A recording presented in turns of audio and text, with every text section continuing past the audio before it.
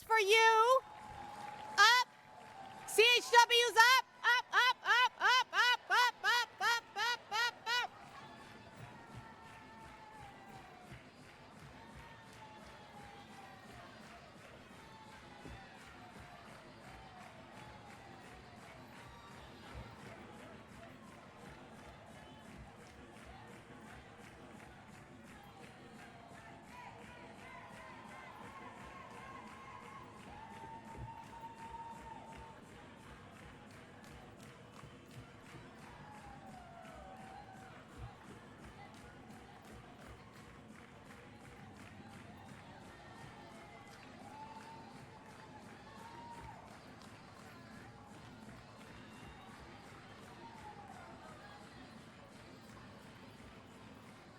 All right, thank you.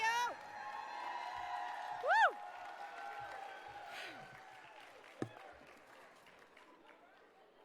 Yeah, I just needed to get that out of my system. You know what I mean? CHWs, you know what I'm talking about, right? Whew. That's just a little bit about what's going to happen tomorrow. Just a little bit, just a teaser. All right. So, I wanted to talk to you all about how it's very important. We all have a story to tell, right? You know, how we got into this movement, whether it was because we had some type of health issue, or if it was because of maybe a family member, someone close to us. That's how we actually started this movement, right? It had to actually touch us in that way to evolve. And so I want to actually share what my journey was about. Next slide, please.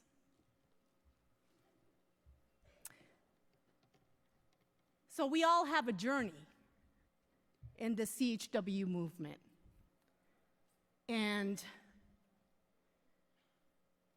again, it touches us in different profound ways. And I want to share a little bit of what my journey was. And I think that there's going to be a lot of similarities in everyone else's that's here today. Next slide, please. So my public service experience began with my grandparents. I was 12 years old at the time, and they were in need of some public service.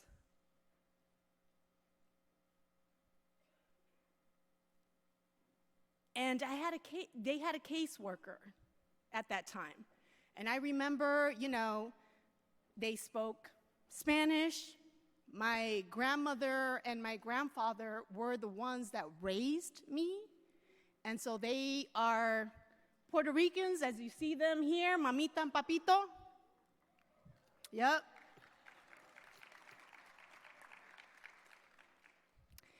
And they actually didn't speak the language, and they went to actually go seek some services, right?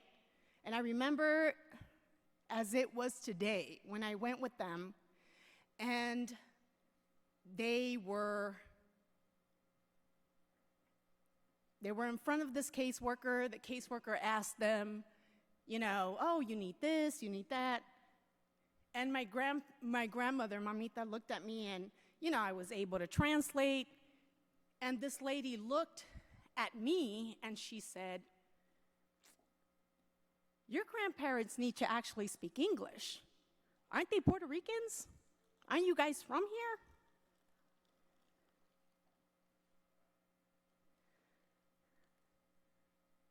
The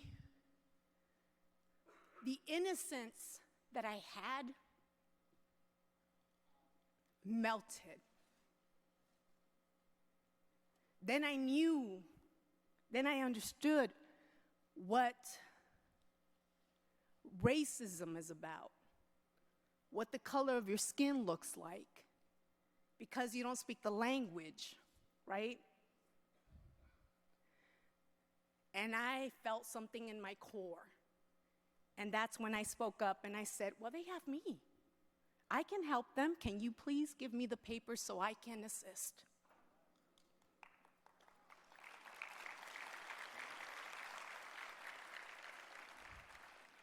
Next slide, please. And so my journey began. I was a teen mother of 2 children by the age of 21. You see my daughter, Miliana. And then I had my son, Sergio, cuddling him as I breastfed him. And so I also sought public service. And that was also hard for me at that time. And I remember going and, filing papers just like everyone else. And this lady looked at me and she said, you know what?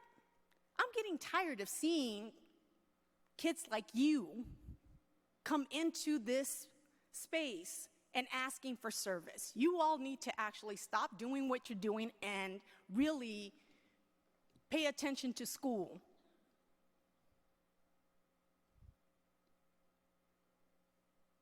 I just looked at her and I said, can you please give me the paper so I can actually fill out, right? And she gave them to me, and I just removed myself. In that moment, there was different emotions running through me. I wanted to grab my children and run. But I didn't. Why? Because I had them too. And they were important to me. So I filled out the forms. I went back to her and I gave it to her. And she had a little snarty attitude. But then I knew. I said, Wandy, you're not going to be a statistic. You're going to exceed. That's what you're going to do.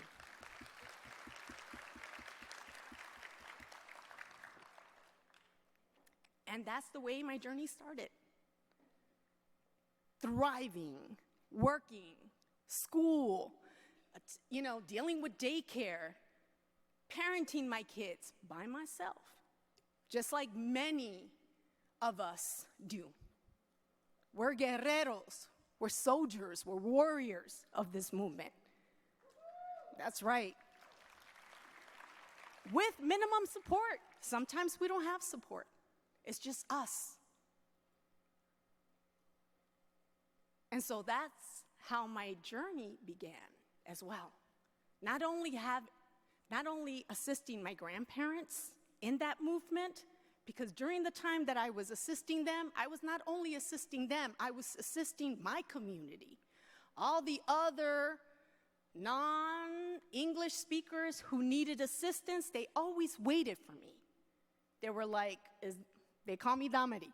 Is Damari available? Yes, she is. Okay, you know what? She's not going to school this day, so we can actually have her go to this public attend and assist you in these papers, right? And so that's the way the journey actually began. Next slide, Slate. And like I said, my journey actually began with my daily life during work and school hours, because I was determined to get some form of higher education and also be a role model for my children. So as you see me here, I'm teaching my CHW work. I'm actually going to school, because during that time, there was no CHW degree. The only degree that I had to actually pursue something that I was doing was human service management. So that is what I pursued. And during that time, going to school, going to work, being a home visitor, because that was something that I did as a CHW, assisting other women who were actually that were teenage mothers, assisting them of how to actually thrive through this, right? And actually, at the same time, trying to actually take care of myself and my 2 children. Next slide, please. So as we know, as mothers, we wear many hats. I was the soccer mom. I had a van. Yes, I did.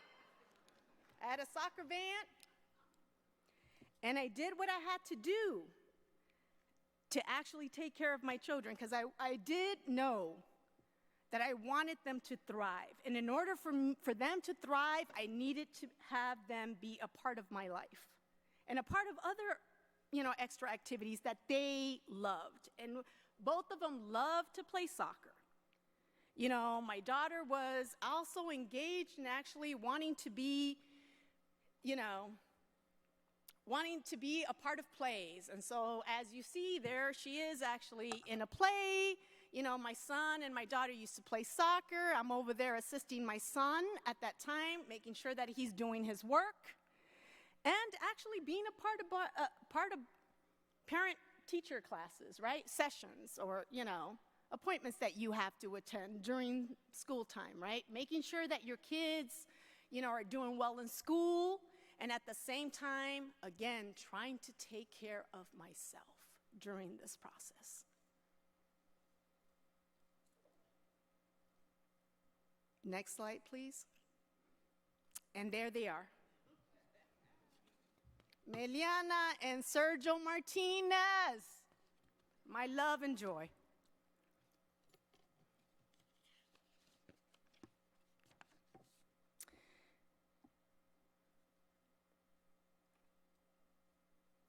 While I'm actually, like I stated earlier, building lives in my immediate circle, I knew I had to do more for them. They deserve that. They really do. Next slide.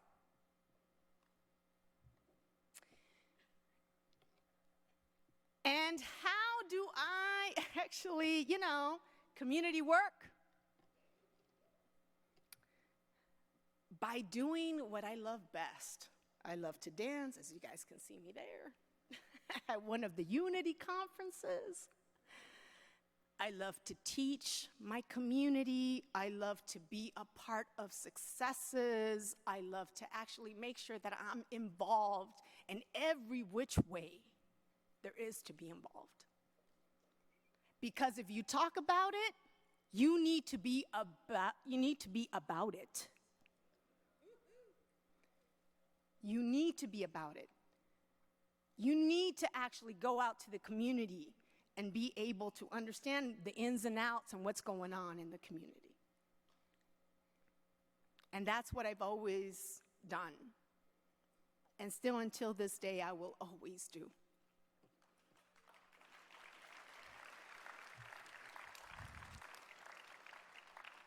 Next slide, please. And so, here's a quote from my favorite president. Change will not come if we wait for some other person or some other time. We are the ones we've been waiting for. We are the change that we seek. We are the change that we seek.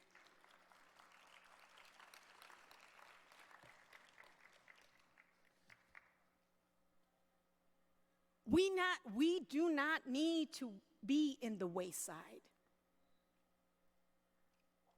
I understand we do what we do best. We promote, we educate, and we refer. But it's really important for us to actually take care of ourselves in this process. And sometimes we do forget. And it's very important for us not to. It's very important for us to advocate for ourselves. Sometimes we are dealing with the same things that our clients are dealing with. And we are even concerned to even say anything to our organizations because of what they might think, because of what they might do, because and because and because. CHWs, I charged you. I want you to speak up. I want you to speak up. I want you to say, you know what, this is what's happening to me, and I also need assistance. And it's okay to be a warrior. It's okay to actually have, as a soldier told me once,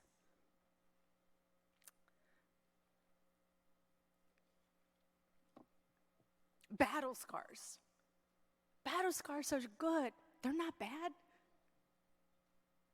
It's okay to show them. Because that's what makes us unique. That's what makes us who we are. Do not be ashamed of what we are.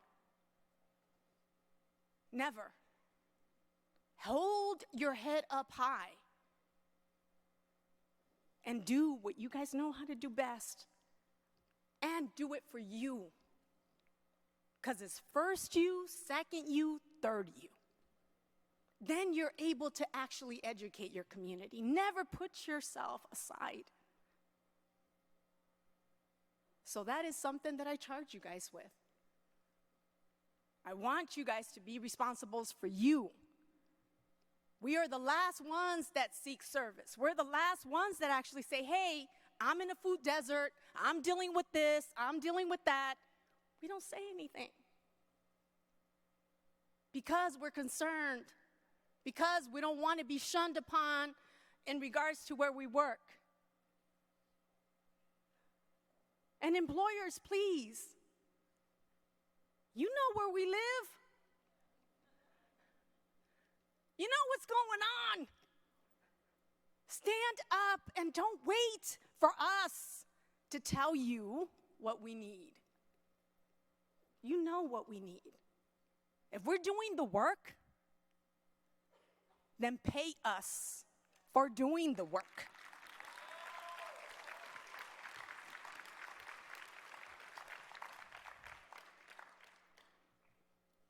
Next slide, please.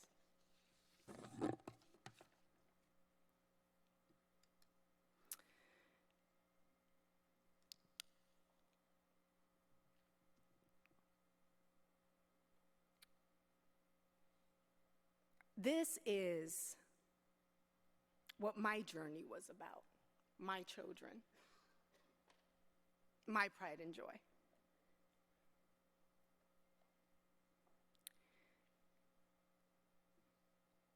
That's Meliana. Now she's 29. She's going to have her master's in nursing.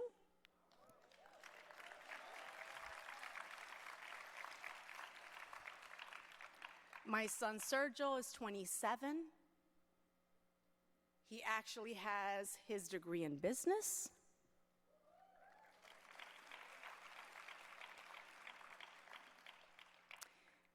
And so CHWs, we don't need to be a statistic. There's no need. The same way you see me here strong, you can also be in this podium. That's the reason why NACHW was created. I don't want you guys to feel like you guys can't be in my position. Of course you can. That's why this is here. That's what we're about. So please, continue to strive in your respective communities and continue to keep us, NACHW, accountable, because that is very important. And also, if you're interested in actually having one of these positions, you can. We're here, and we can support you to do that.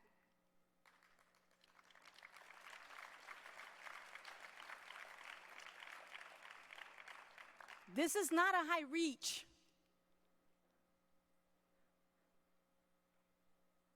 Again, like I said to many of you all, we all have journeys, right?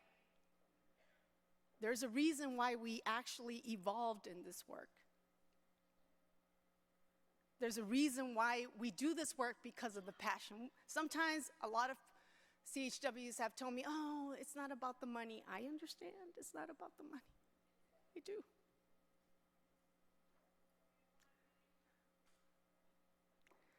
But we need to do it because, in the US of A, if you do not actually get paid, then your profession is invalid. They don't see you.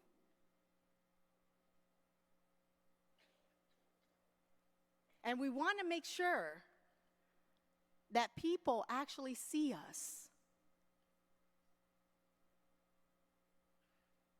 Now, I know there are some CHWs that feel like this is a passion and we don't need to get paid. I get that. I really do. And for those, I do respect. But there are CHWs out here that, why not have a profession? Why not actually take it to the next level? Why not? Why not?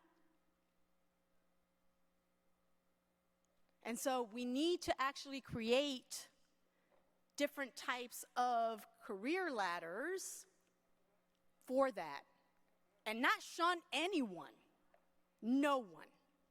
That's not what we're about.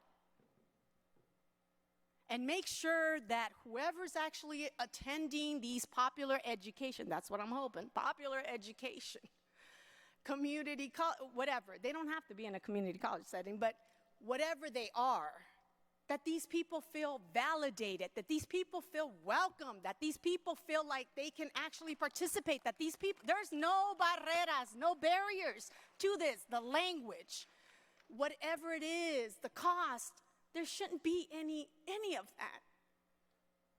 If you really want authentic, true CHWs, they're not far. They're in front of you. They know what the community needs. They know what the results are. The only thing they need is a little bit of assistance in making sure that the community is good. That's all. So if you're really interested in actually being a part of the movement and not just a moment, then you make sure that you actually have people within the system that actually know what a CHW is, the ins and outs of the community. The street smarts of what can and can't be. And sometimes that's what we miss. And then I hear people say, oh, the CHWs, they're not really effective.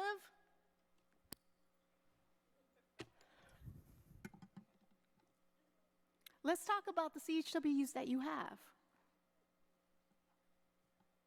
Where are they from? What communities are they from? Are they living in the community that they serve? Do they speak the language? Do they know the ins and outs of the community?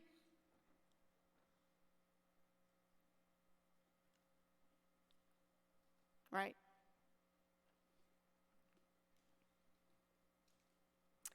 So, I am going to leave you with this. Being a CHW helped my family ever since I was 12. Now my children are thriving. Not a statistic.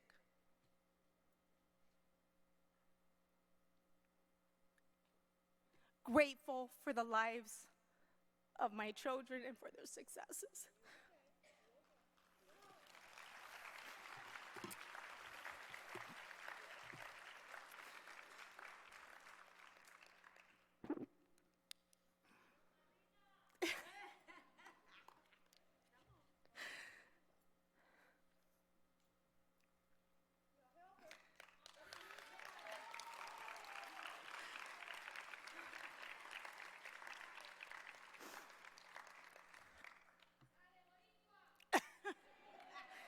Yeah, nobody.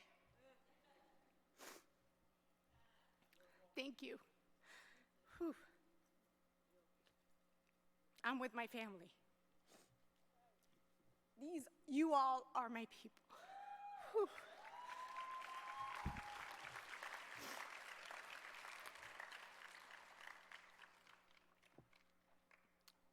So I'm grateful for the community that I live in, and we are the ones that we have been waiting for. And now that you all are members of NACHW, next year we seek new member candidates, so please apply. We want you guys to apply. Just like I'm here, you all can also be here. From my experiences to yours, I thank you for listening, and it's been an honor being your Madam Chair. Thank you.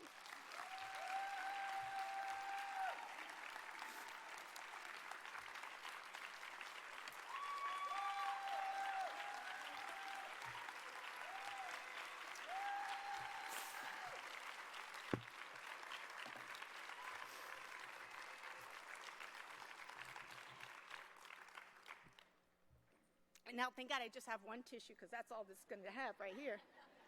Can't mess up my makeup. No, no, no, no. All right. And now, I am going to turn it over to Lily Fox, who is the chair of the Nominations Committee for NACHW. Lily?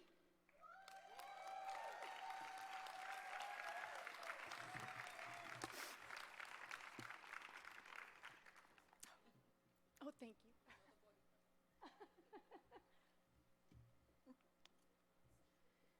Good afternoon, and thank you. I've been here since Tuesday, and the emotions are really high, and has been that way ever since. It's an honor to be a community health worker. So now, the time has come for us to give you instructions on how the proceeding is done and how candidates are chosen. Next slide, please. The nominating committee, this is an awesome committee. We've had some fun days, we've had some laugh days, we've had some teary days. This committee has really, really worked hard, but we appreciate the opportunity to serve NACHW in this capacity. The members are Naomi Cottons, and she's sitting on to my left. Floribel Redado.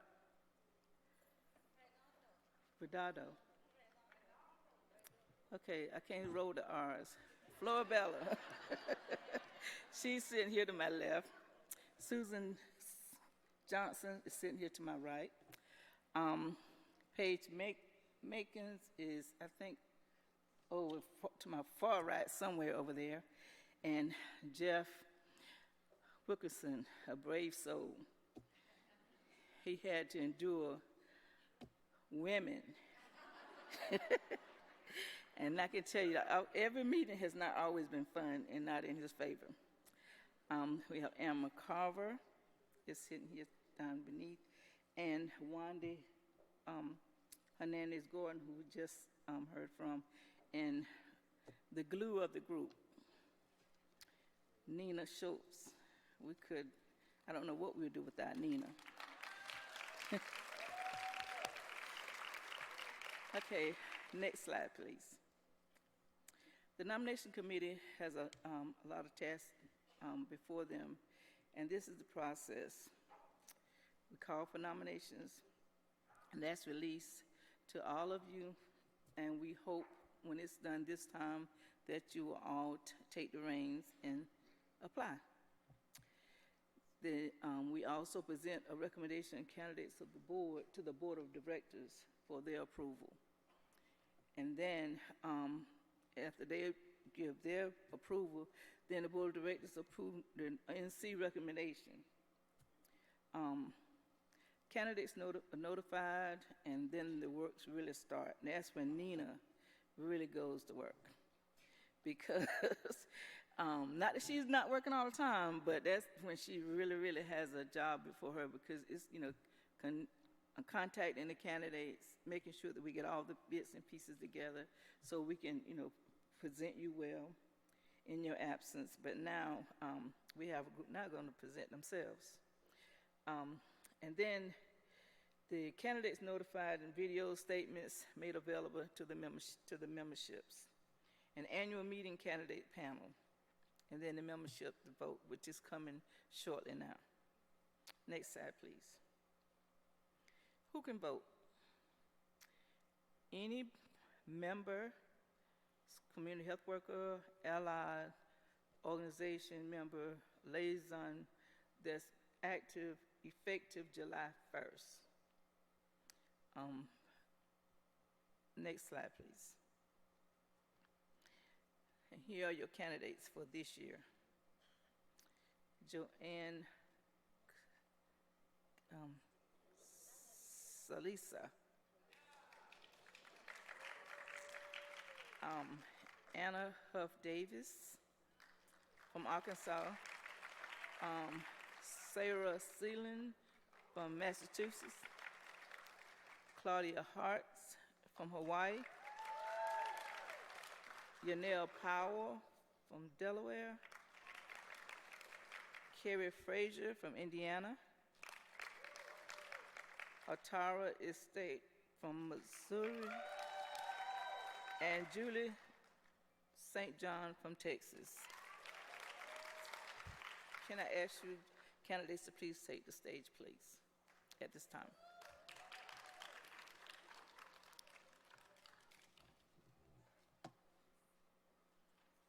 While they're coming to the stage, we also introduce back to you again Flora.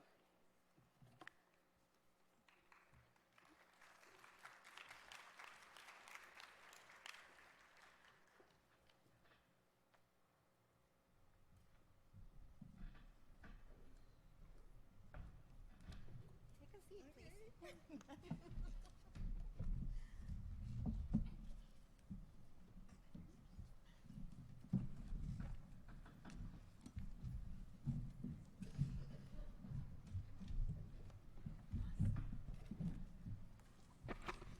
Awesome. So now we will begin our candidate forum. Again, I'm Floribella Redondo Martinez, and I will be moderating and facilitating the panel. I will start by just providing a little bit of information to the candidates, how this is, and for you all, so how this is going to run. We have 8 candidates, like I said before. 6 of them are here in front of you. One, she was not able to be here.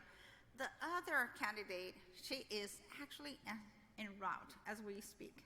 She got delayed, and she'll be here later on after probably not being here to answer, but we do have a statement from her that one of our board members is going to be reading later on. So this 8 candidates for the NACHW Board of Directors we have here present are going to be answering some questions.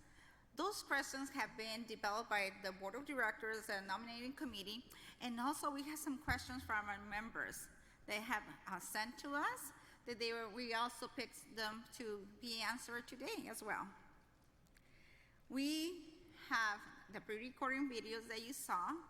We also will be providing 1 minute for each candidate to do an interest statement. They're going to be telling you a little bit about them. It's going to be 1 minute. And that 1 minute is not going to be timed like a 30-second like warning or anything. We're just going to have our board members, Susan and Amber, here present. If you can please put out your, yes, the 30 seconds and time's up. And they're going to be, please look at them where you are answering the question. And I'll also try to, Susan, I think that Amber's in your way, so I'm not going to be able to see yours. So if you can just shift a little bit, that would be great. But we're going to be having you speak for 1 minute for your interest statement. And at the time, you'll have, they'll probably let me know the time's up. And I'm just going to say, I'm going to have to interrupt you. I'm so sorry. I mean, beforehand, I'm so sorry, but I'm going to have to tell you thank you. And that's going to be it. And we're going to go to the next candidate.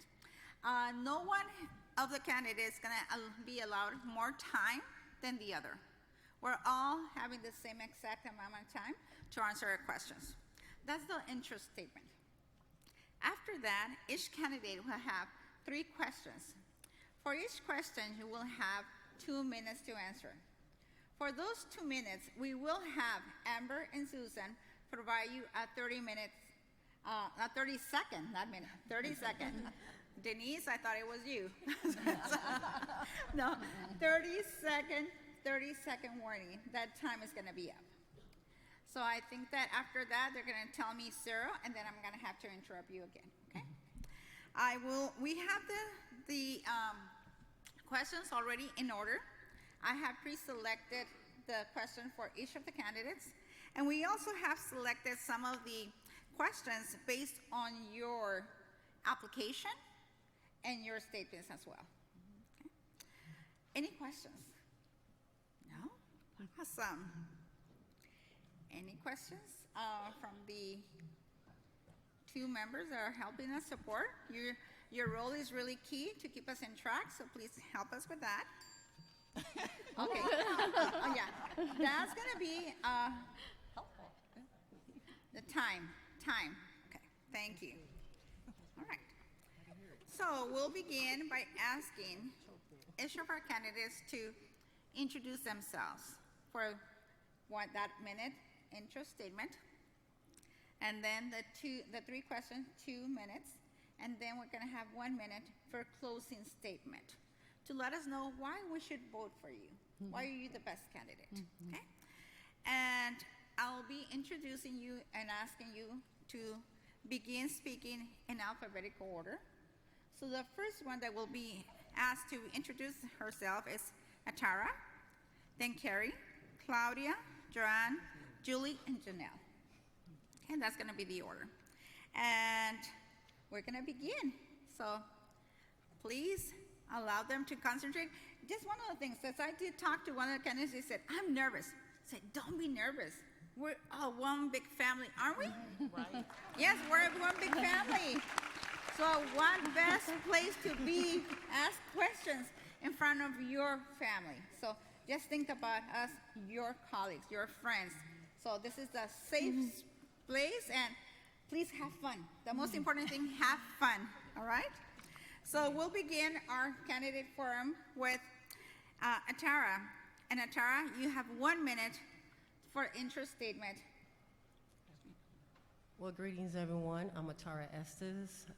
I'm a member of NACHW, but I'm not just a member or a CHW. I come really sharing that I'm an author, I'm a mother, I'm a neighbor, I'm a survivor, and I'm Miss Atara to my clients, and I'm TT to my niece and nephews. It's been really, as a CHW, to come to pass is really from my experience of what I do each and every day with my family and my neighbors and my clients that make me thrive in the positions that I'm in from my own personal experience of a survivor of domestic violence. In this workforce that I've been privileged to be a part of has allowed me to use my own experience of trauma to help others overcome their struggles. trauma isn't easy, and we all have experienced it or witnessed it from one way or another. So it's not new. But the work that we have been able to present as a community health worker. Thank you, Tara. Thank you. Thank you. Thank you. No, it's Carrie, you're next. 1 minute. Greetings, everyone. My name's Carrie Frazier. I started my journey, I would probably say about 6 years old. God came into my life, and it was a heart of service from there on. I have been a survivor of molestation, rape, and abuse, and that has been a fire in me to fight for people who cannot fight for themselves. And probably the red hair is where it all comes out. So I have taken that passion, and that's what I went in and did for my community. And through that passion, I have seen some amazing results, and it keeps me driving, it keeps me going, and I cannot stop. That is in me, and it will never end. So I look forward to taking what I have been able to do in my community, to learn from everyone else that's here and the people on stage with me, to see what they're doing, and I hope that we can share and learn together and just continue this movement that's going on. Thank you, Carrie. Claudia. Aloha y hola. My name is Claudia Hartz, and I'm a CHW for Hawaii. I'm the chair for Hawaii Community Health Worker Association. I was born a CHW. I was an interpreter as a child, but also interpreter for 17 years of my life, and with the official title now CHW for the past 10 years. I have many, many passions. Some of my passions are farm worker health, maternal health. I'm an indigenous breastfeeding counselor, and let's see what else here. I took some notes because I knew I was going to forget my name. And I want to say thank you to Hawaii CHW Association. A lot of my colleagues are here with me today and supporting me. Thank you so much to the Leadership Council and for all of the support and love. Aloha y muchas gracias. Thank you, Claudia. Joanne, 1 minute. Good afternoon, buenos dias, bon tarde. I'm just so honored and humbled to be here with all of you. And as folks said, I'm really feeling the love, and that's what feeds my soul. From my vavá from Portugal and my parents who thought their idea of a date was going to a political rally, I have my roots in love and social justice. And I think it's too long for 60 seconds, but my journey was sparked with the death of a close friend at 16, and later with lived mental health issues. And for me, service is why I'm here on this earth and how I can justify moving forward. And I would pledge to support the values of NACHW: dignity, respect, social justice, and hopefully I would bring experience that I've been in the movement officially since the mid-'80s, so please don't calculate my age. Thank you. Thank you, Joanne. Julie, you have 1 minute. Well, howdy everyone. Bienvenidos. Mi nombre es Julie St. John. Es un honor de estar con ustedes hoy. It's really an honor to be here today and to be a part of this. I am a CHW ally, and I've continued the work because I really believe in the CHW profession. From the very beginnings as an MPH student, kind of thrown into a project on the border because that's where I was born and raised. I grew up with CHWs and promotores as my mentors and as my guides, and I've seen the difference that they've made, and I want to be a part of that because I really do love the model, and I love everyone in this room. I really do, and thank you so much for your support. And I'm a mom of 9, and as Wandy said, they are my pride and joy. Thank y'all. Thank you, Julie. Janelle, you have 1 minute. Thank you. Hi, everyone. My name is Janelle. I am from Delaware. I'm a community health worker. I am part of our training and professional development lead group for the state of Delaware. I'm also on the Workforce Development Committee for NACHW and then a new ambassador. I'm not as young as I look, but I have 25 years under my belt as a community health worker. But didn't know I was a community health worker until I joined NACHW. So, thank you. Thank you, Janelle. So candidates, now you will have 2 minutes to answer the questions. And the first round of questions, I just want to ask you, because you will have 2 timekeepers. Amber will be posting the 30-second warning. So look at Amber, this is right in front. And Susan, are you doing the bell? Susan, when time is up. When time is up. However, if that is not up, you can continue until they tell us that you have no more time, unless you want to stop and you don't need the 2 minutes to answer. Okay. Okay. For the first round of questions, the first one is for Joanne. What is a challenge that you encounter in your state? How would you advise NACHW on a similar challenge? I think that's a great question. We have faced many challenges in Massachusetts. We've also had wonderful partnerships, and I would hope that the experiences that I bring would help to inform work that NACHW does and help to advise other states, as there are still states that are still struggling with the whole credentialing process. One of the issues that we saw, and I got very involved with, was the fact that our certification process was based in the Department of Public Health, which I think was a great decision because it really solidified it, validated it, gave it gravitas, for lack of a better word, as with other professions. However, being part of that, we weren't thinking about is that there were certain requirements, and one of them was a background check. In Massachusetts, it was called a query check. And we strongly believed that lived experience, and do believe, is an asset and should not be a barrier. And we did not want to re-traumatize people or keep people out of the field. So we pushed, and it was pushed very much by the Massachusetts Association of Community Health Workers, to take that piece of statute and amend it to the degree possible. And so we set up a new document or sub-policy around suitability for certification, which is very different from deciding good moral character, which is what the law said. And to date, we have not denied one person lack of certification due to a query, and actually see that in most cases as that lived experience can help another person in ways that others cannot.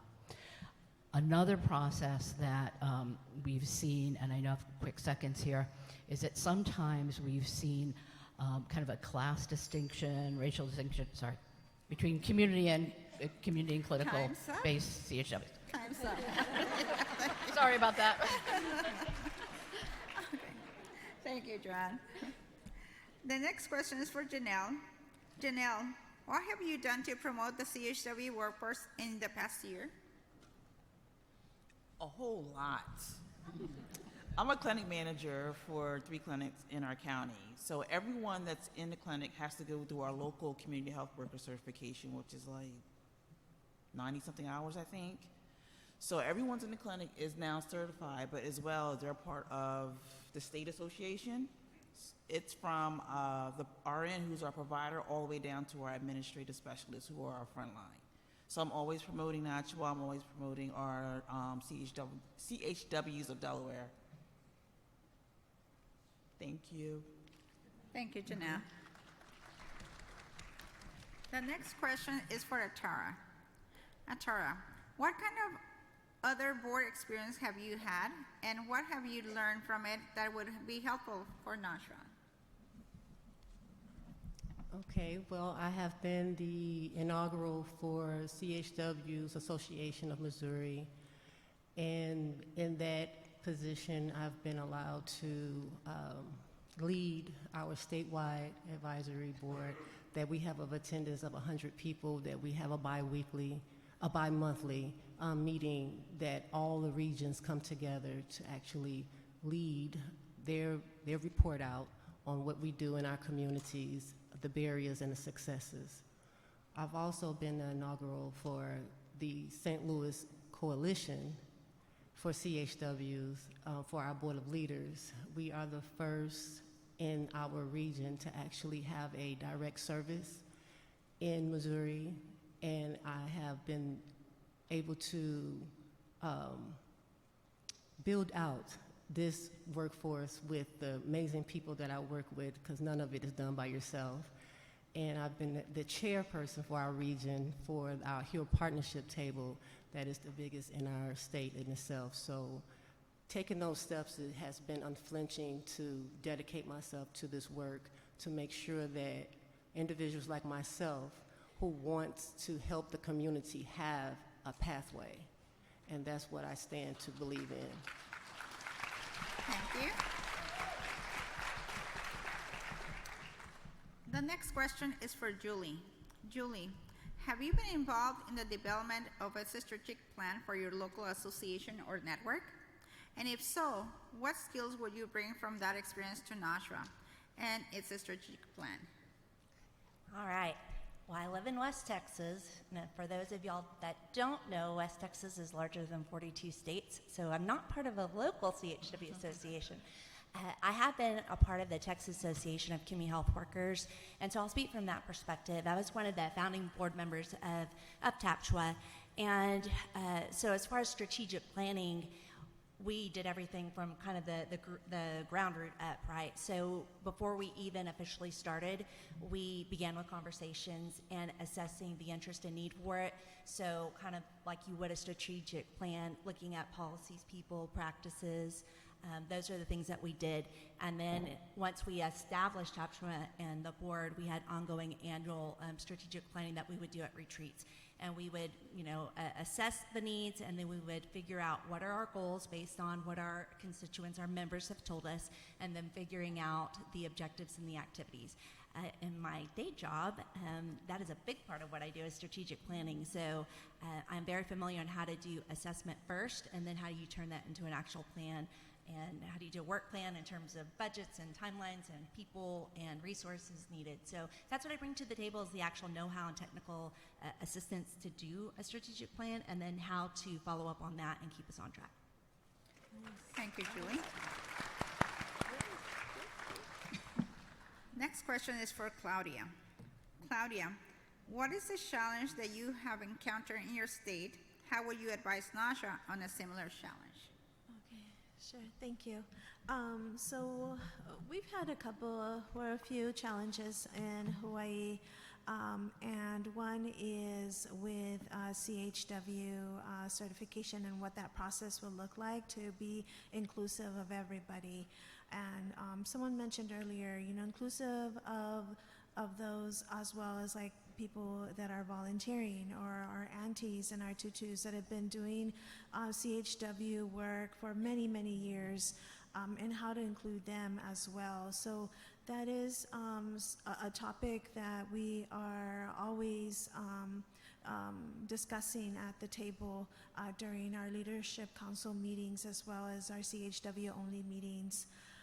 Another challenge is working in silos, right? We are many islands, and it's the water divides us, and so many of our CHWs might feel that they're working alone. So we have CHW only meetings that are once a month, but we also just recently finished our regional meetings. And this idea actually came from a discussion with Floor many years ago, when Floor first started going to different Native American reservations. We kind of followed the same the same lead or same tip as many across the continent is going to where CHWs are, right? So we've gone to different islands just this past 2 months to hear from CHWs themselves on their challenges and also successes. Thank you. Thank you, Claudia. Carrie, this question is for you. What kind of other experience have you had, and what have you learned from it that would be helpful for NACHW?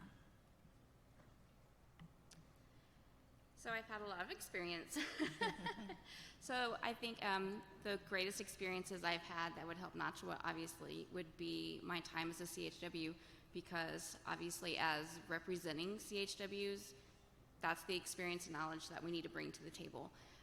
In order to go out and advocate for CHWs, you have to know what CHWs are doing, and it's important to know exactly what's going on in the different areas. I know that Indiana is not necessarily like other places in this country, and bringing that into this area, I think, would be a unique perspective. I live in an area that is basically cornfields. And I'm not sure that many people can relate to that and what the disparities are in an area like that. Food deserts, obviously that's something everyone has, but it's a different, strategy plan for us. So that's just something that's unique for me and myself as a CHW to bring into NACHW. But I also serve as assistant director as our association in Indiana for CHWs. I also serve on another board for another 501c3. And then I have spent my time working on, frontline as far as insurance and working with the navigators, and that unique aspect where navigators and CHWs, those lines kind of cross over each other. So I have that unique perspective as well. Thank you. The next round of questions are individual questions. And the first question is for Atara. In your video statement, you emphasize the importance of trauma-informed support for CHWs with a focus on health equity. Could you please give us a specific example about what you think NACHW could do to improve its work in this area, and what you could do as a board member to advance your idea?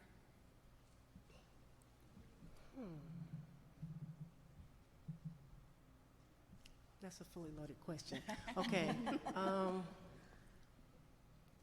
I take trauma-informed as something twofold. Okay, so we have trauma-informed care because people dealing with trauma. But what we can do as NACHW members, I believe that we can begin to incorporate policies that will make sure that all CHWs are protected in this area. Not just our community members that we are attending to, but we ourselves need to make sure our care, our mental health is number one. We can't do nothing for other people if we are drained, burned out, and not being able to function for ourselves, for our families. Before we can go out and be heroes to our communities, we are heroes to ourselves first. And I believe that we need to really horn in to make sure that everyone is accountable, have an accountable buddy, to make sure that we are attending to our well-being. And it's a holistic thing that I think we need to go about. Thank you. Julie, you were involved in C3 from the beginning. What is it? Why is it important now? And what's something you would like to do as a board member to advance C3 goals? All right. I like this question. Let's go. Okay, so the C3 project is a national CHW core consensus project. It was an effort that started in 2014, and basically the original intent was it had been a while since there had been kind of a national consensus on what CHW core roles and skills are. There was the National Workforce Advisor Study that was done in the late 90s, but there really had been some time passed, and a lot of technology and things had changed, and so it was time to really assess what was going on. So Lee Rosenthal was the lead on that, and a lot of people in this room are involved. But in phase one, what we really did was go around all over the United States and really ask CHWs, what is it that you do? What are those roles and skills that you do? And so that's really what C3 was about, was kind of updating those. A lot of them were the same, some were added. We identified these kind of 10 roles and then 11 skills, which we also titled competencies. Qualities we felt really stayed the same, and a lot of great work had already been done with that, so we didn't update that, but we really focused on that. In a subsequent stage, we looked at, okay, what about if you're in a particular setting, a community or in a clinical setting, are those roles and skills the same? And what we found in phase two is, you know what, they really are. And then another part of that work was, okay, so now we know that pretty much the core roles and skills of CHWs pretty much is the same regardless of the setting you work in. How do we assess those roles and skills? And so there was the development of an assessment toolkit that's available. Now what we're doing is really looking at helping CHW organizations and trains and CHWs themselves figure out how do we make sure that we are assessing and implementing and living out those roles. We would love to see regular updates on that. And as far as how can NACHW be involved with C3, I think because it was built by national consensus of CHWs, we need to look at, be a partner with NACHW in updating those. Thank you, Julie.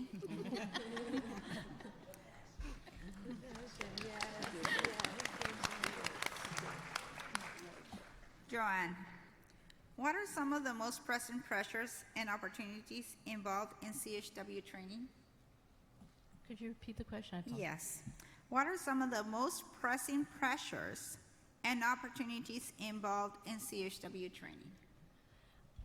That's a great question. I think some of the pressures are the ongoing sustainability of funding, and sometimes there's pressure put on the CHW to have X hours of training, but if it doesn't exist because programs have closed down or not designed appropriately, then that burden lasts on them. The other, I wouldn't call it a pressure, I'd call it more of an opportunity. I'm proud to say, and I give credit to my Massachusetts colleagues, Jarrell and Lisa Renee, that we're one of the first entities in the country to have our education be CHW centered. So CHWs have always been part of the educational team from part to finish, and I think that's an important aspect. One of the other pressures has been certainly with employers, and I think a big part of who we need to engage is the employers, are the employers rather, because oftentimes CHWs cannot get out of work to attend. And one of the things, and I'll call on another colleague, I don't mean to name drop, but he's been a partner for the past 12 years, Carl Rush, because of the work we have done as CHWs and CHW supervisors, and to care and support CHWs, supervisors and upper management really do need that training and understanding about the unique opportunities and challenges, because it's also, it got alluded to earlier, there's also a lot of mistreatment and even workforce bullying in the workplace. So thank you. Thank you. Thank you. Janelle, why did you want to be a NACHW ambassador? And how do you see that role related to what you would do as a board member? I want to be a board member because what good are we as community health workers if no one's taking care of us? So if we're not taking care of ourselves, then we can't help our communities. And we always hear self-care, and they give us advice on what to do, but there's no one there that's pushing that narrative and making sure that the community health workers are taken care of. So that is something that I want to focus on, and I also want to focus on professional development and a career path. Thank you. Thank you, Janelle. Claudia, in your statement, you mentioned you have lived in between Native American reservations and then in Hawaii, with lived experience in two different areas, both of which can often be unrepresented in the national landscape. Can you share with us how your perspective would benefit the NACHW board and all the members? Yes, so I grew up between two reservations and then moved to Hawaii because I married someone that was raised in Hawaii, and he went back to take care of his dad that was passing due to an illness. My father-in-law died pretty young. And so we moved to Hawaii, and during our movement, I was finishing up school at Arizona State University, where I did an independent study on Hispanic migration to the islands. So I was very familiar with the islands, and with that background, and also the background from being born on the border of Yuma, Arizona, between the two reservations, and speaking Spanish, I kind of all the experience and lived experience, I've been able to really mend, really put together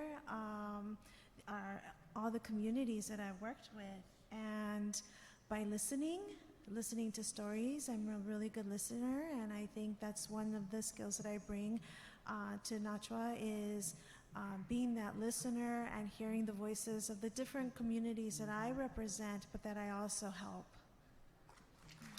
Thank you. Carrie, how do you see the work of the National Association different from a state or local association or network? Obviously it's on a big level, but other than that, it can move things that at a state level that we can't. We are working obviously daily at a state level to make changes. I know for us, we're trying to make changes, to the policy for Medicaid to get our CHW reimbursement at a higher level.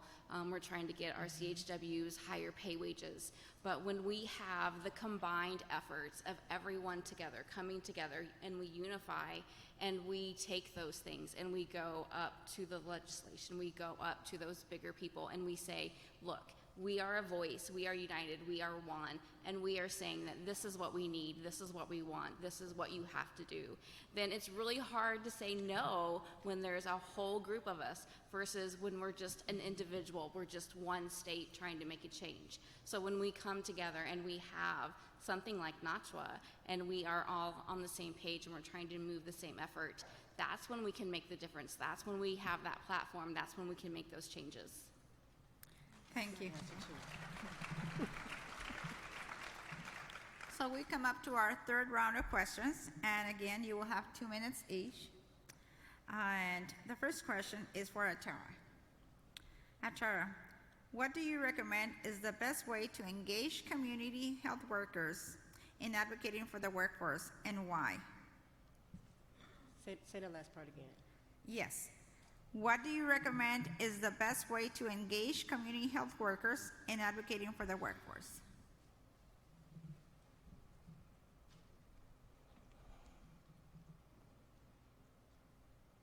For example, getting them involved in conversations, in the work. Okay. I was just trying to find a way I want to articulate it, but what I would say how to get the CHWs to be engaged is to put it together. When it started out with us in St. Louis, it just took us in the classroom who really wanted to see our community thrive in a better setting. And we put together our coalition by development of meetings. We come together, we put our strategies together, and we got with people who can help us put it on paper and put it before the right people so we can create the coalition that we have in Missouri. CHWs need other CHWs, no matter what. We cannot do nothing by ourselves. If we have something in Missouri that another state has, we can share that. It's about the power of togetherness. It is not seat fillers, because we have work to do.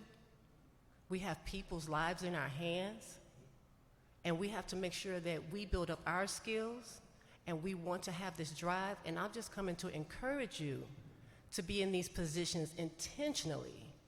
Make sure that you know your why. why are you a CHW? Why you want to do the CHW work? And write it down and go reassess it to evaluate to see if that's where you still at. 3 months, 6 months, to keep yourself encouraged and to pull yourself with other people who are doing the same work. Like-minded people need to be together. If we're talking about making a change, be around the people who wants to make the change. Thank you. Thank you.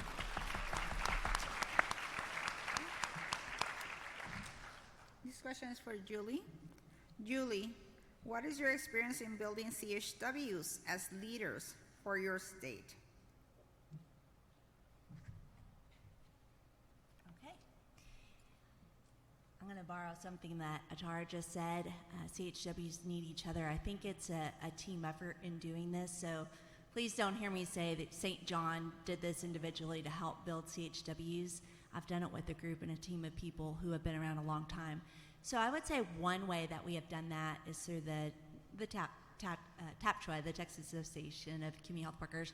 So one of the ways we helped build leaders, and it was a very intentional process of the original board, and then the subsequent creation of committees, and then engaging people first as committees and helping them, giving them more and more responsibility and helping them see what their strengths are, asking them what their strengths are, and inviting them into those positions of leadership. So I think that's one way that I've been a part of a group, a team effort and strategy where we've identified people and engaged them in those roles first and then invited them to apply for board positions and subsequent leadership and encouraged them to apply and advance within their own organization. I would say another way that just a practical way I've done this in my work is when we have community health workers that are engaged, have really asked them, hey, there's this conference coming up, would you like to present? And they look at you with big eyes like, really? Mm-hmm. And like, of course, it's your project, you should be the one presenting. And so little things like that probably seem, well, of course they should do that, but I don't think that's always been done. I think it's something that's becoming more frequent, but being very intentional and thinking about those opportunities I was given, others should be afforded those opportunities, but I think it's really important when you begin with any relationship is to help them assess where they are and where they want to go, and my job should always be to help them achieve their goals. Thanks. Thank you, Julie. Carrie, what do you think NACHW's policy priorities should be? Can you repeat the last part of that? Yeah, what do you think NACHW's policy priorities should be?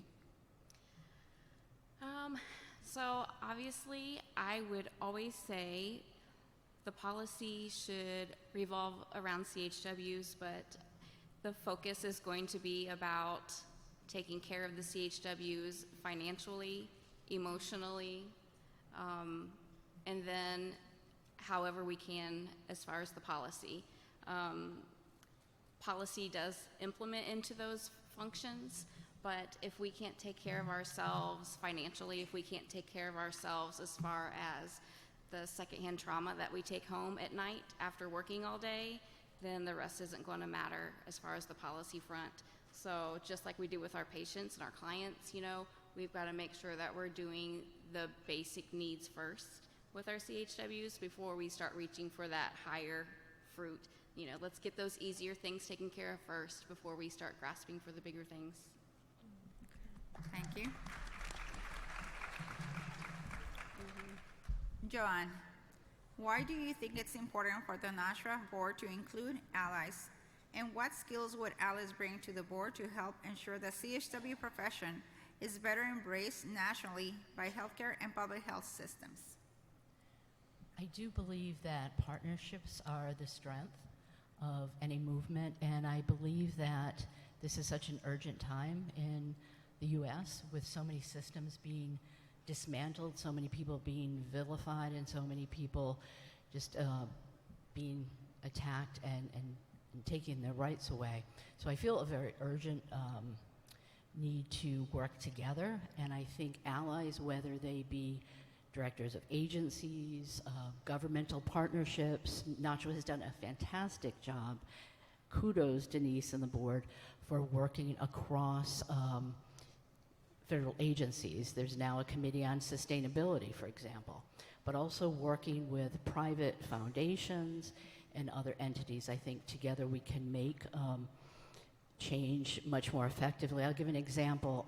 In my role as a director of an agency, I typically went for funding with traditional Department of Public Health, CDC, and so forth. And over time, I realized that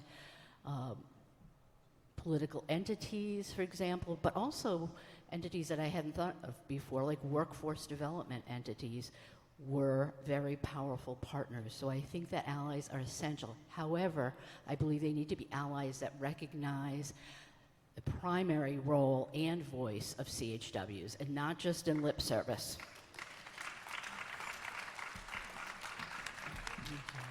And that is through encouraging CHWs, even between meetings. How is that meeting like for you? Are there things that you'd like to see? Are there agenda items? Do you feel respected? Building that support and leadership, and again, to be about it. Thank you, John. Janelle, what do you recommend is the best way to engage community health workers in advocating for the workforce, and why? Meeting the community health workers where they're at. I mean, we have different levels. We have people like me, I'm a clinic administrator, so I have 3 clinics, and then you have people that are entry level. So meeting them where they're at, supporting them, and also to let them know you walk the walk too. Like, I don't look like what I've been through. I've been the first generation college graduate, even to go to college, great job, had all that great stuff, then I was flat on my face. And I wish I would have had a navigator to kind of navigate me back into society, because it was like one of the worst times ever. I just had a baby, I had postpartum, didn't know I had postpartum. So I like to share my story in this meeting where they're at and letting them know that even for their clients, we won't be here all the time. The future's great. Thank you, Janelle. Claudia, what do you think NACHW's policy priorities should be? NACHW's policy priority should be? I think our priority is advocating for better pay for CHWs across our nation. There's such a big range in pay, right? Such a big range, a big gap between, someone mentioned earlier, of CHWs on the border getting paid $9 an hour. And that just breaks my heart, because that's where I was born and raised, on the border of Mexico and Arizona. I mentioned earlier I was born in Yuma, Arizona. My family used CHWs, and to hear that today in 2023, CHWs are getting paid $9 an hour, that just breaks my heart. That just breaks my heart, because I know that a lot of the CHWs I've worked, mentored on the island, we would not be able to survive with $9 an hour. No. And I know that CHWs in Hawaii aren't making very much either. The cost of living across the U.S. is going up. Yesterday we got a little tour from the hotel we're staying at, and he mentioned about housing here was going up to $1 million. Now imagine like a CHW with those housing barriers themselves, right? A CHW experiencing themselves the social determinants of health. But then we reach into our pockets to buy the houseless guy down the street a cup of coffee or a sandwich, or helping that pregnancy mom make some ends meet, right? Sometimes we do that, and I think that should be the first on our list, is advocating for better pay through legislation, through policy and advocacy. Thank you.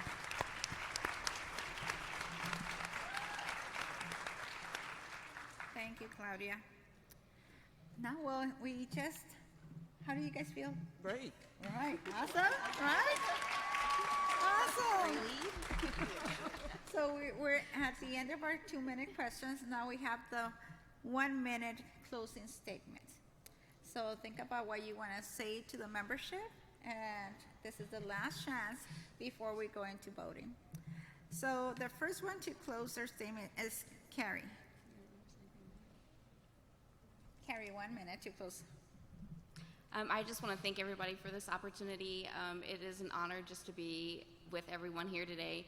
I know anytime that we can get CHWs together in one room, it's always an amazing event. So this is awesome. So I just want to thank NACHW for this opportunity to bring us all together.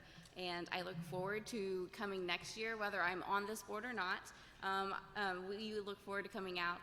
So I want to thank everyone for coming and making this journey, and have fun, communicate with each other, enjoy each other, and just savor this moment and learn from each other, because that's what we do. That's as CHWs, that's what we thrive on. And just live in this moment, enjoy it, because it'll be another year, right, until we get to do it again. So, yeah, that's all I've got. Enjoy. Thank you, Carrie. Yuan. Thank you again for this honor. And I'd like to say that while my life has had many challenges, I also want to acknowledge that I've had many privileges in my life. And I've had the privilege and honor to serve on many policy committees, programmatic committees, community activism, and I would commit to bringing any of those experiences and insights, however they're flawed they may be from time to time, to this work. And I'm a very hard worker. I think there are opportunities as well for CHWs, just to mention the opportunities in serious illness, palliative care, grand families, caregivers, and others, and continuing to support people reintegrating in the community. But I want to stress what's most important to me is community health worker voice, and as one of my references said, that most of the time I know when to stand forward and sometimes when to stand back and let CHWs just move forward. So thank you again for this wonderful and humbling opportunity.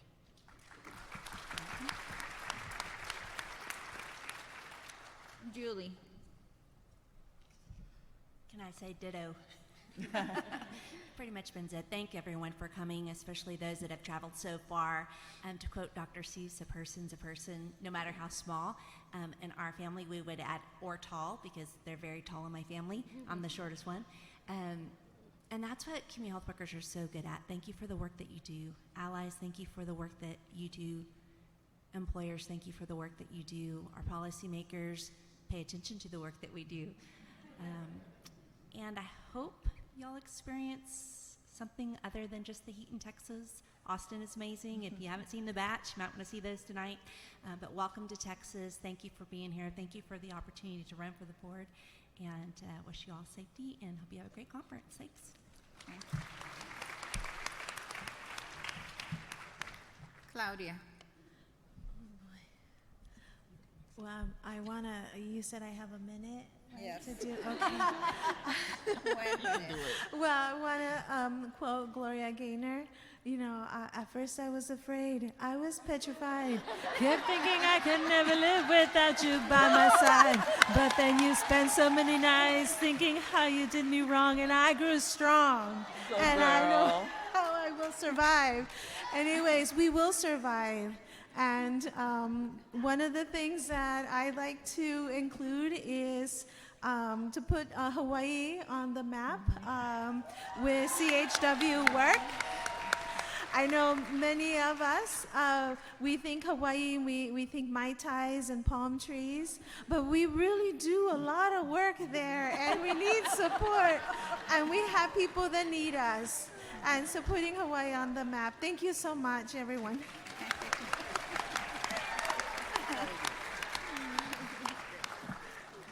Janelle, 1 minute. Now I have to go behind her. As many of y'all know, I'm not the most talkative one in the room, but I do got receipts. I'm kidding. I'm a behind-the-scenes person. I like to do the work that no one else wants to do. And like I said, I'm looking forward to supporting you so you can support your community. And thank you to NACHW staff, volunteers, and everyone out there. Have a good one. Thank you, Janelle. Atara. Okay, last but not least, I would like to build out political relationships in this role. I think it's necessary because I believe in the workforce so wholeheartedly. I was sacrificed like I have been sacrificing like never before, sharing my time with my family, and now that I'm a empty nester, I get a chance to do more for the community that I love and I serve. But I want to thank right now Missouri, the CHW's Association, Missouri. I want to thank our St. Louis Coalition.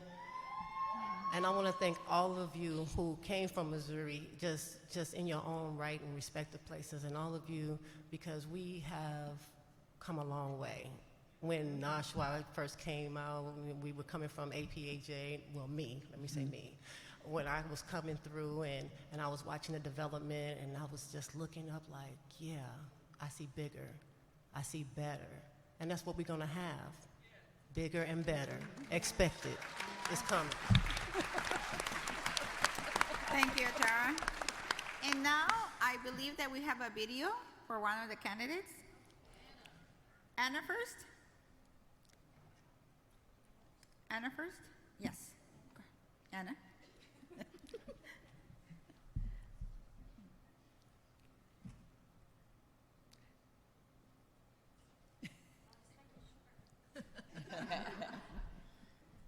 So you know it's real world, right? Yep. Okay, so one of our candidates was unable to come, and so we quickly sent her questions, and we got some responses. So I'm going to share with you, as her cousin from the state next door, what her answers were. So the question was, what have you done to promote the CHW workforce in the past year?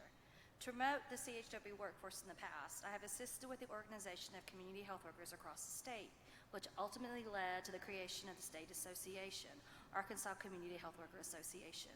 I have advocated on behalf of community health workers in an initial attempt to pass state legislation supportive of community health worker recognition and the state health department serving as the oversight body. Due to the onslaught of COVID and the demand experienced by the state health department, they decided not to take on such a role. And NACHW was selected by a 33-plus member statewide advisory committee to serve in this capacity. In collaboration with a colleague, a standardized curriculum was developed to parlay concerns expressed by providers, payers, and legislators. A standardized curriculum was developed, and the curriculum consists of 120 hours of classroom and virtual training and 40 hours of field work, or like a practicum. A colleague and I created the curriculum based on the work of other colleagues in the field and our own experiences. This has since become a component of the certification training, which she serves as a co-facilitator. The second question, real quickly, was if elected, I just want to make sure, you get to know somebody who was unable to be here, not due to her own. Okay, sorry. Anna Huff Davis. Yes, Anna Huff Davis from Arkansas. If she was elected, chair of if elected, you will be the chair of the Arkansas Community Health Worker Association and on the national board. What would you bring to the national board from your state experience? This is short but sweet. As the Arkansas chair, I will bring my expertise as an advocate for community health workers with an Arkansas perspective. I've always made a special effort to listen to my fellow community health workers.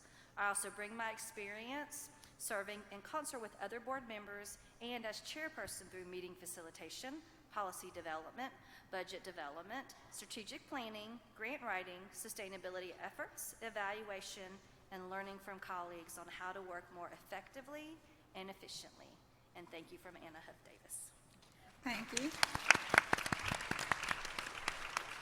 And now we have our final candidate, Sarah Seelig, and we have a video.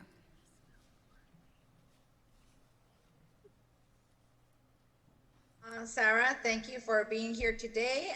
Can you please introduce yourself? Yes, thank you, Flor, and I'm sorry that I can't be with the group in person at the meeting, but thank you for the opportunity to record this ahead of time. I'm Sarah Seelig. I'm trained as a public health physician based in Boston. I've been working in partnership with Native American communities and indigenous communities in North America for 15 or 20 years.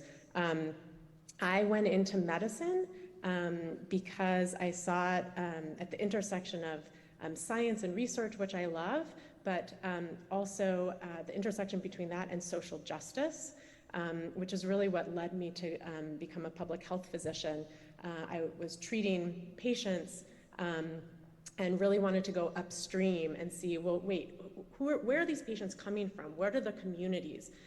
What are the challenges, and how can we actually head off some of the issues that I would see in clinic or in the hospital, and how can we really understand and partner with communities to address these challenges upstream? Thank you, Sarah. Thank you. I will ask you a question now that you have 2 minutes to answer. And on the first question that I'm going to ask you, you're going to be getting 3 questions through 2 minutes each. And the first question is, and again, I will interrupt you at the end of time if you go over. Okay, thank you. First question. What have you done to promote the CHW workforce in the past year?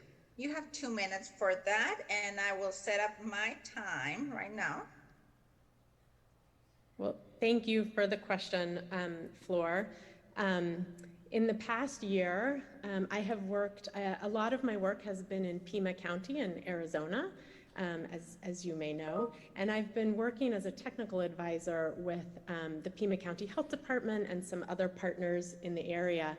And one of the roles that we have played at the health department is to help the health department look internally at all the work they're currently doing with community health workers and think about how they can integrate all of those efforts. Sometimes, as we know, in large organizations, things become siloed. And so how can they integrate those efforts, leverage resources, not duplicate efforts, and really partner with the community to be in collaboration and coordination. And so I have helped the health department do a bit of a landscape analysis of the community health worker landscape in the community to think about how to elevate the voice of community health workers, bring in resources, and provide scaffolding to help with coordination and collaboration.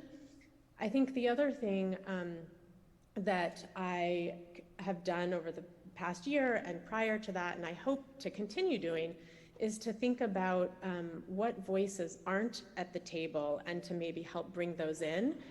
And I think sometimes, given kind of my experience working with Native American communities, sometimes it's community health representatives or CHRs who are working very hard in the community and making sure that their voices are heard at the CHW table and that the challenges and opportunities there are also considered. And so we've been working with CHRs in Pima County and elsewhere to hear from them. What are their goals? What are their needs? How can we help them achieve their goals? How can we help bring in resources? And how can we help integrate them into health systems? So that's some of the work I've done in the past year.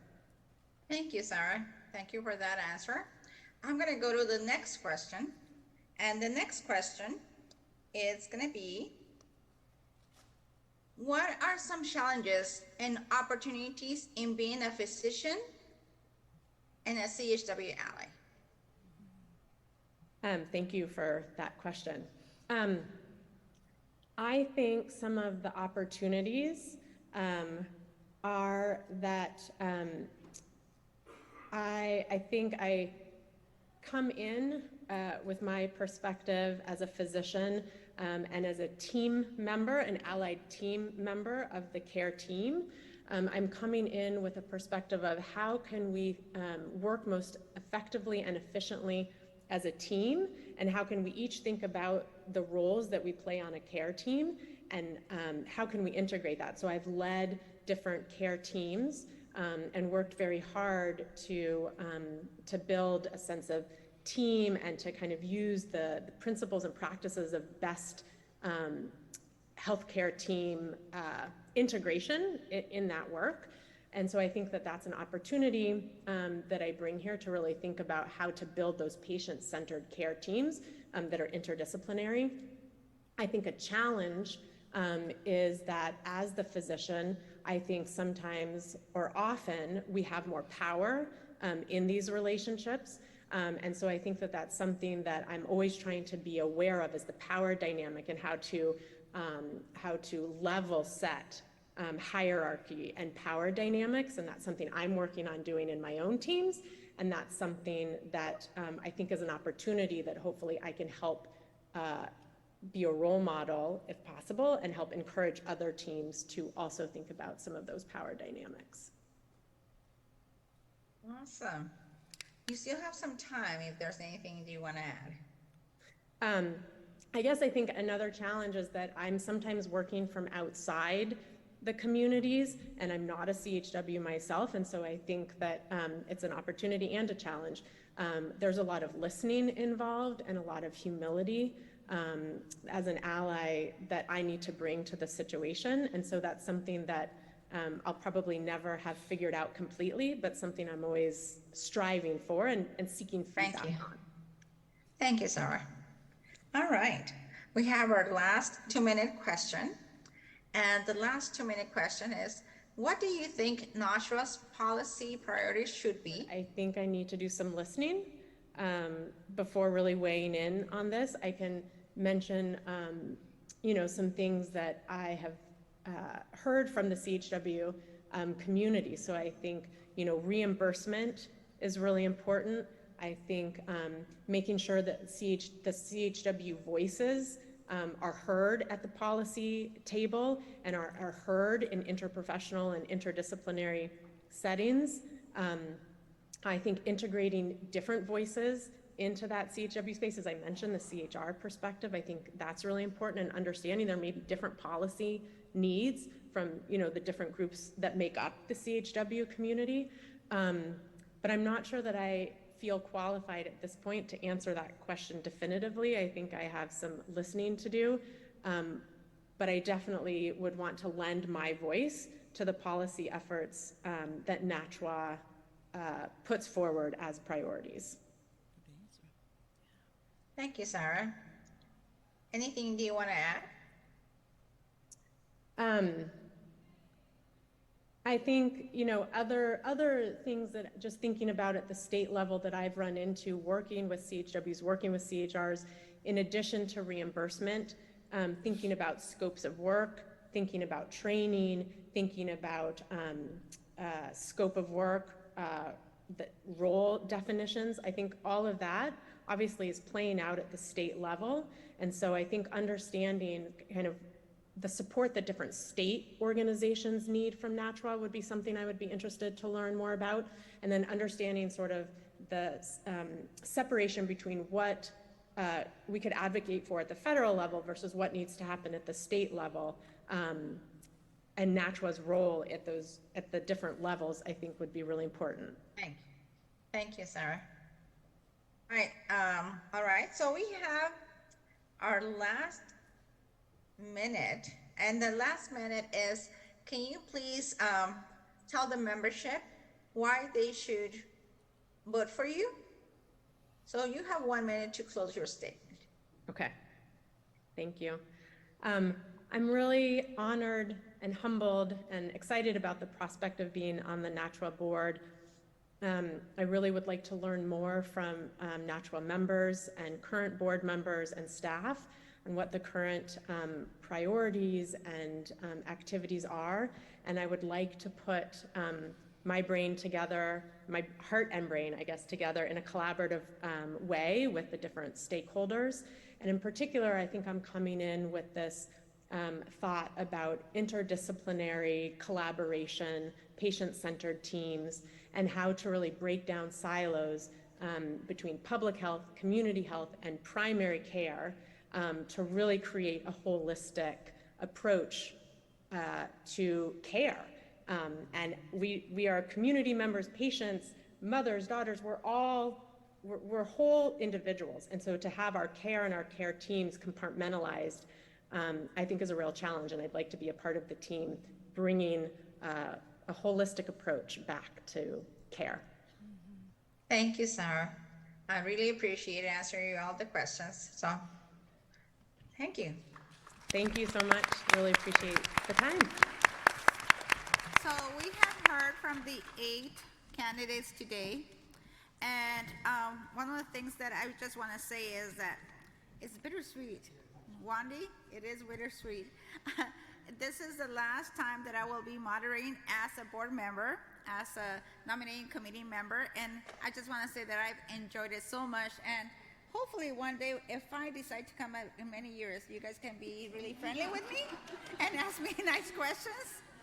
I just want to say that, as you can see, you have a lot to think about. They're all awesome. They have so great questions. And one of the most important things to think about is, what are they going to be representing? They're representing us, the CHW workforce around the nation.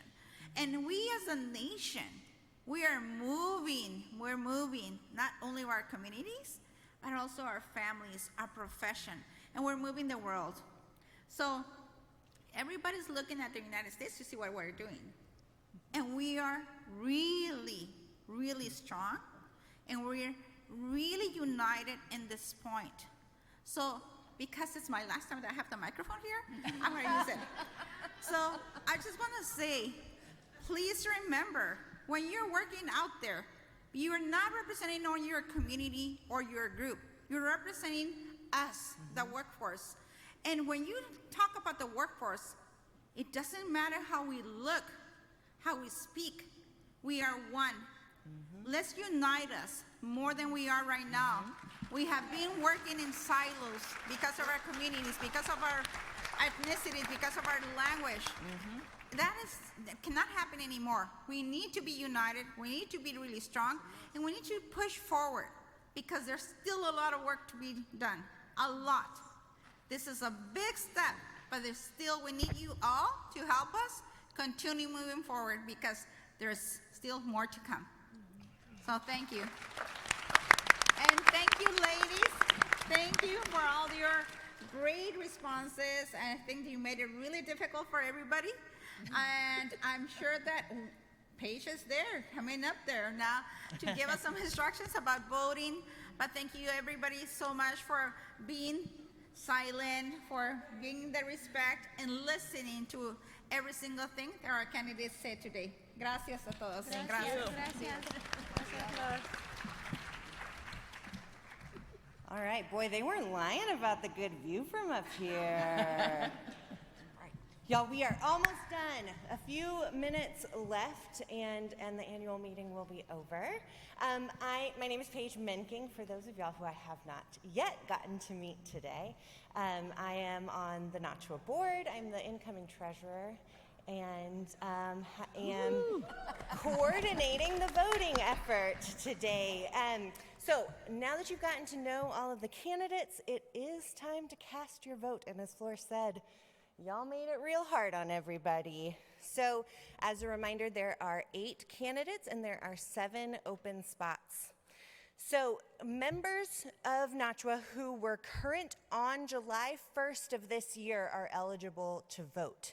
So if you are a new member since the beginning of July, welcome. We are so glad you're here. Unfortunately, you will not be able to vote today, but you will be able to vote next year, so look forward to that.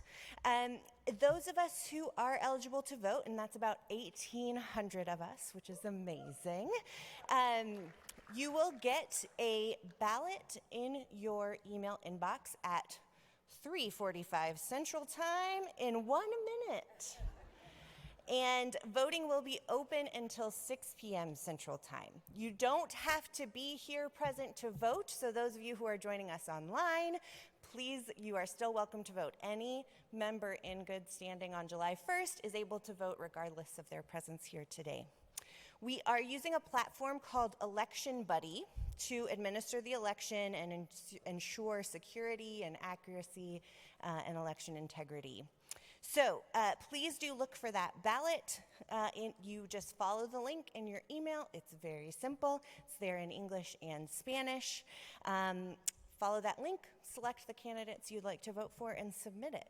If you have any questions or if you need any assistance, I'm particularly looking at those of y'all who have .gov email addresses, you know who you are, or if you have issues with firewalls, anything like that, please come find us to help. We are over here at this table. My voting tech friends, please wave. They're over there.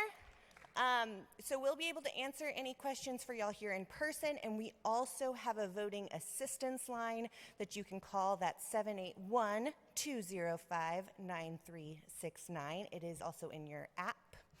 And voting will be open for the next 2 hours and 15 minutes.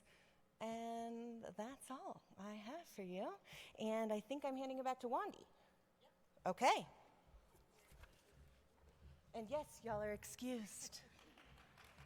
Thank you, everybody. Don't leave yet. Don't leave yet. Wandy's still coming.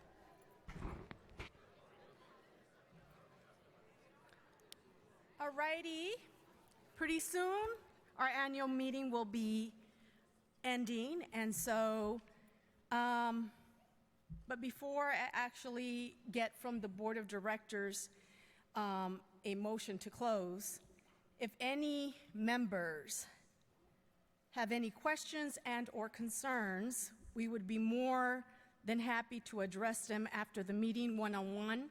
And so can the board members please raise up for them to know who you are, just in case if they have any questions or comments, concerns. Thank you so much. Here they are. Thank you, board members.